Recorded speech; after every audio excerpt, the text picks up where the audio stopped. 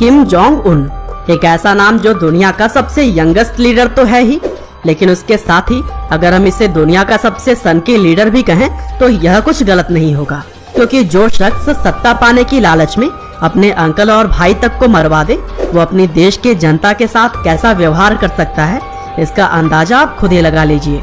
क्योंकि north Korea में लोग चूहे और कीड़े खाने को मजबूर हो जाते हैं। साथ ही यहाँ के नियम और देशों के मुकाबले बिल्कुल अलग हैं, जो कि लोगों को जीते जी ही मार देते हैं। और आज के इस वीडियो में भी हम इस सन की तानाशाह की पूरी कहानी जानेंगे कि किस तरह से किम जोंग उन अपने देश को दीमक की तरह खोखला करने में लगा हुआ है। तो दोस्तों, अगर शुरुआत की बात करें तो किम जोंग उन के दादाजी किम इल संग ने किम डायनेस्टी की शुरुआत की थी और अब उसका कार्यभार किम जोंग उन के कंधों पर है। हालांकि यह सिर्फ कहने की बात है, क्योंकि किम जोंग उन अपनी ठाट बाट और झूठी शान और शौकत दिखाने के अलावा अपने देश के लोगों के लिए कुछ नहीं करता। सबसे पहले तो किम जोंग उन ने सत्ता में आने के लिए कई सारे सुपीरियर ऑफिसर्स को मरवा दिया, और ये हर उस शख्स को जिंदा नहीं छोड़ता जो इसके और इसकी लीडर की कुर्सी के बीच में आता है, फिर चाहे वो इसके परिवार का ही कोई मेंबर क्यों ना हो। और इसी वजह से किम जोंग उन ने 2013 में अपने अंकल जैंग सॉन्ग की हत्या करवाई थी, और फिर उसके कुछ साल बाद 2017 में अपने सौतेले भाई और अपने पिता के सबसे बड़े लड़के किम जोंग नैम को भी उसने मरवा दिया। और इस बात से आपको अंदाजा हो ही गया होगा कि यह देश की साधारण जनता के साथ किस तरह का व्यवहार करता होगा। हालांकि अभी भी अगर आपको अंदाजा नहीं लग पा रहा है तो कोई बात नहीं, आगे इस वीडियो में हम इसके कुछ और नमूने आपको दिखाने वाले हैं, जो कि आपको यह यकीन जरूर दिलवा देंगे कि किम जोंग उन को दुनिया का सबसे सन के लीडर क्यों कहा जाता है।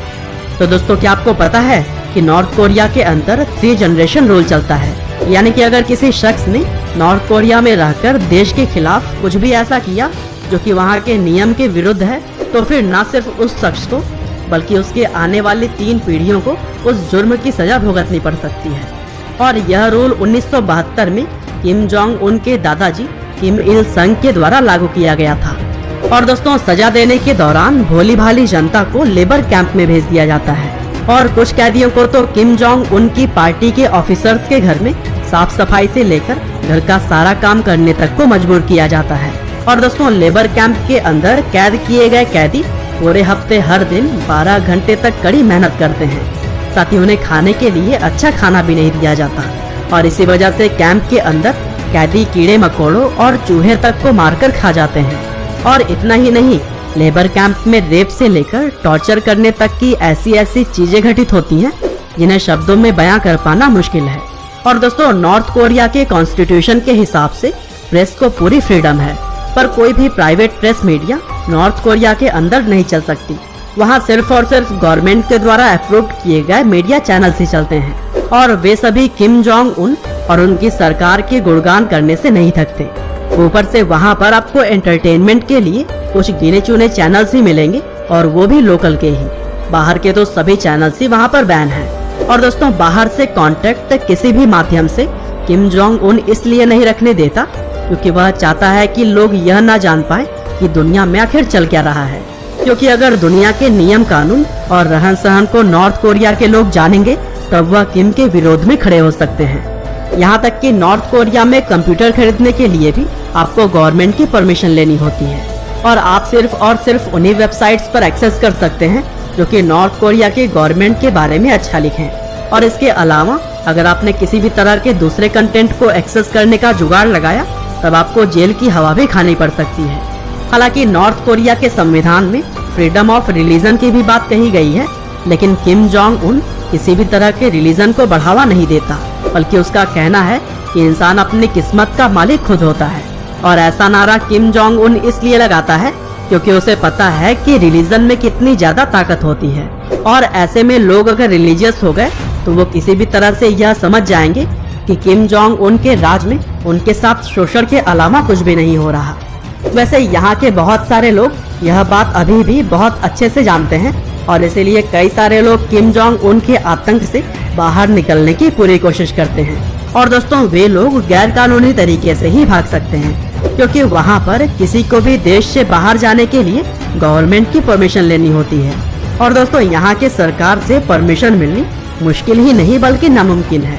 और कहीं आप अगर गैर कानूनी तरीके से देश के बाहर निकल गए तो आपके पीछे आपकी पूरी फैमिली को ही टॉर्चर किया जाता है और आपके न रहने पर परिवार के लोगों को सजा भुगतनी पड़ती है।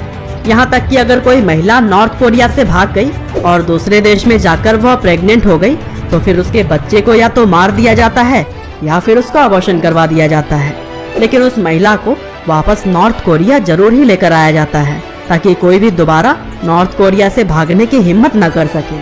और दोस्तों, नॉर्थ कोरिया में कोई भी इंसान खुद से चीजों को मार्केट में नहीं बेच सकता, बल्कि सिर्फ गवर्नमेंट के द्वारा ही इंसानों के नीड्स को पूरा किया जाता है और गवर्नमेंट अपनी जनता से अच्छा खासा पैसा वसूल करती है। साथ ही और देशों से वैसे तो कोई भी नॉर्थ कोरिया नहीं जाना चाहता है, लेकिन जो भी लोग जाते हैं वहाँ उन्हें बिना टूरिस्ट गाइड के घूमने नहीं दिया जाता और वे टूरिस्ट गाइड सिर्फ उन्हें उसी जगह पर ले जाते हैं जहाँ उनके गवर्नमेंट ने परमिशन दे रखी होती है। और ऐसे में वहाँ पर घूमने जा रहे लोगों को भी उस देश की हालत का पता नहीं लग पाता।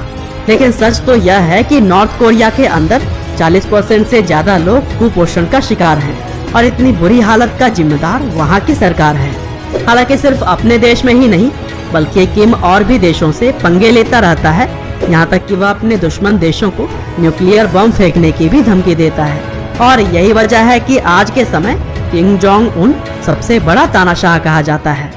उम्मीद करते हैं कि किम जोंग उन किस तरह का घटिया इंसान है यह आपको पता लग ही गया होगा। बाकी हम थैंकफुल हैं कि हमारा जन्म भारत जैसे देश में हुआ, जो कि थोड़ा गरीब तो हो सकता है लेकिन सुख और शांति यहाँ जैसी कहीं नहीं। उम्मीद करते हैं कि आपको यह वीडियो जरूर ही पसंद आई होगी। और दोस्तों, इसी तरह की इन्फॉर्मेटिव वीडियोस के लिए कृपया लाइव हिंदी को सब्सक्राइब करें, साथ ही बेल आइकन को भी दबाना ना भूलिएगा।